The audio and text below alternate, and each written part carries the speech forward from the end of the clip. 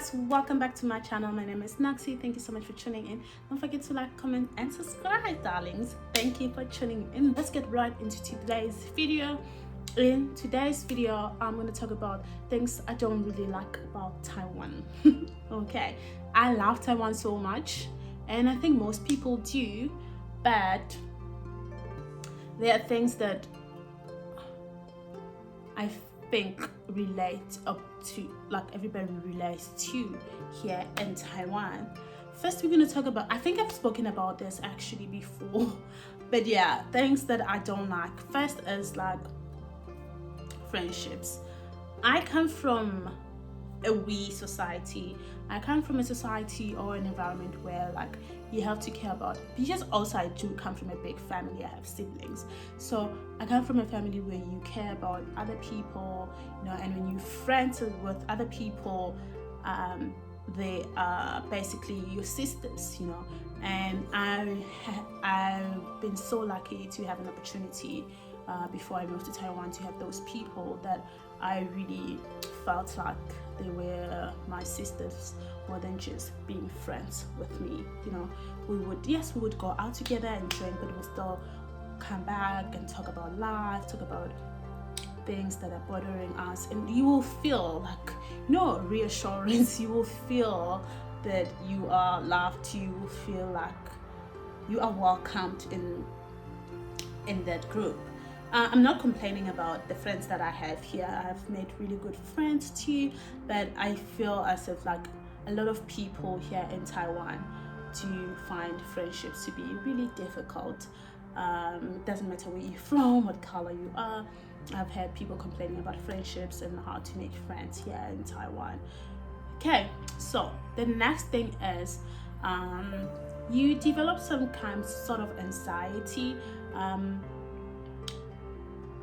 Growing up, I don't think I've had anxiety issues, yes, but I feel like being in Taiwan or being in a homogeneous country, it gets you really anxious to where your future leads, because you see your friends back at home moving forward with everything, you know, having kids, buying houses, buying cars, stuff like that. I do know that people will be like, oh, but they making loans and stuff like that. But for me, I feel like that's a very important part of my life, or of life. You know, people have different preferences, and that's good. That's on you. If you prefer being alone for the rest of your life and not having kids, or not having a family, or not having a partner, that's good on you. Then wandering around will be good. I'm not saying don't travel. Travel is good. I love traveling. I'm a traveler. I call myself a traveler, even though I haven't been to many countries, but I love traveling. So I'm just saying, if you decide to live at a homogeneous country, it's not like how you see it on Instagram. You know, we post nice pictures, we post nice videos of being in nice places, but I just have to warn you that it's not for everyone, and it will never be for everyone. If you want to make money, yes, come for money, you'll be happy. But if you want other aspects of your life to be met, don't come to a homogeneous country. Yeah, I am enjoying living here. I'm having the best time of my life, you know. But tell you what, another thing is, it will never ever feel like home. It will never feel like home at all. At all. You know, there's something about home. There's something about being at home and being at the presence of what you used to. The norm of being that comfort of being in the environment you used to, you know. And tell you what, this links back to you having to have a reverse culture shock when you go back home. For example, I've been here for 2 years. I'm very anxious. Well, I've been here for longer than 2 years, but I haven't been home for like 2 years, and I'm very anxious as to what's gonna happen. How am I gonna see home from here? Like, how am I going to be how, like, I'm going to be seen, like, home will be seen in a different eye from what I'm used to right now. And that this also links to how living in a homogeneous country alone has completely changed me. I don't know if it's for the best or for the worst, but it really has changed me. You know, much more quiet these days. I'm very reserved, and I'm very like, okay, my space is my space, and I pick who I let in. I have a lot of acquaintances, and I don't really think there's anything wrong with knowing many people and hanging out with different people every weekend. I'm all for that. Be open-minded, meet different cultures, meet different people, right? You have to do that. You have to experience that. Okay, another thing is, you will always feel like a foreigner. You always feel like a foreigner, no matter how much or how well you speak their language. And I think I speak for any homogeneous country, because I have friends from Korea and other countries, China and whatever, and I've noticed that we always chill with people from our country, and I don't know why is that a norm, because I feel like if you're in a different country, you should experience hanging out with people of different cultures or nationalities. But yeah, I think it's a foreign thing when you go to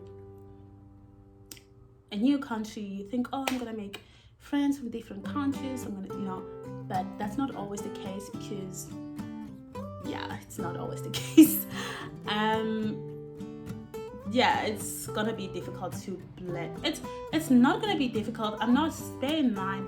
I'm just here, like I told you guys, I am here to tell you or give you the tea about things that you should really know about living abroad. It's not all, the grass is not always greener, okay? But it's nice. It's a good experience. I think everyone should experience leaving their comfort zone and going to a new country. It really opens up your mind. You become more open-minded and stuff like that. Okay, another thing I don't like is that, well, I thought I was gonna get used to questions about my hair. Yeah, questions about my hair especially. Guys, like, you will do your hair today. Let's say you do your hair today. I go with this hair today or tomorrow to work, and by the end of the week or during the week I decide to change, and you tell them this is a wig or this is a braid, and they'll still find a need to ask you a question. Hi, you changed your hair is beautiful, is this your hair? Like, no, Taiwan, no.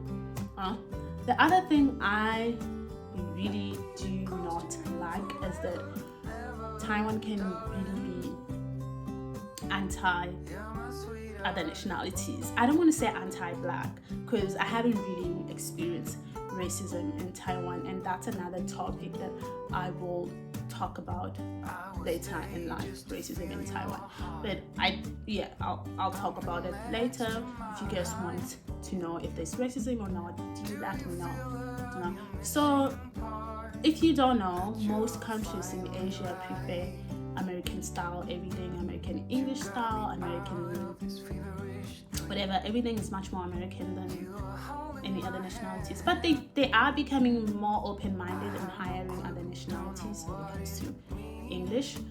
But they'll still prefer a typical blonde, blue-eyed person, especially if you work at like after-school program.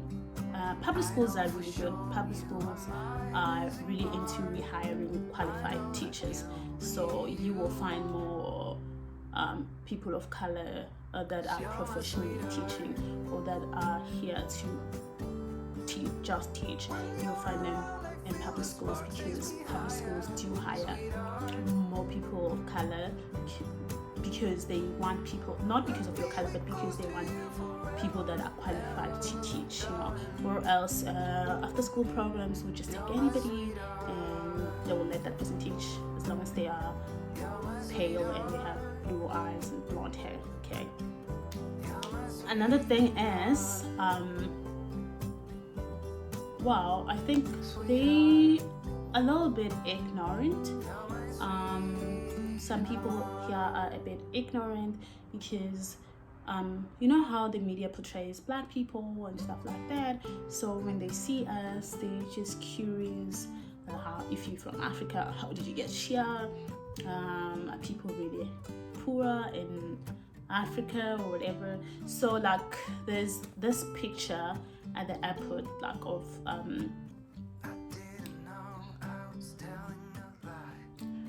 like poor looking black kids, and I'm like, why are you putting it there? Why do you have that picture? There's not even donate to this charity. It's just like a picture of a black child looking hungry at a dirty environment, and it's there at the airport, and I'm not sure why it's there forward. Okay, so those are the things, guys. I don't have much, and I don't want my video to be longer than it is right now. So thank you so much for tuning in. Don't forget to like, comment, and subscribe. And you guys, please, if you want to know anything about Taiwan, do let me know.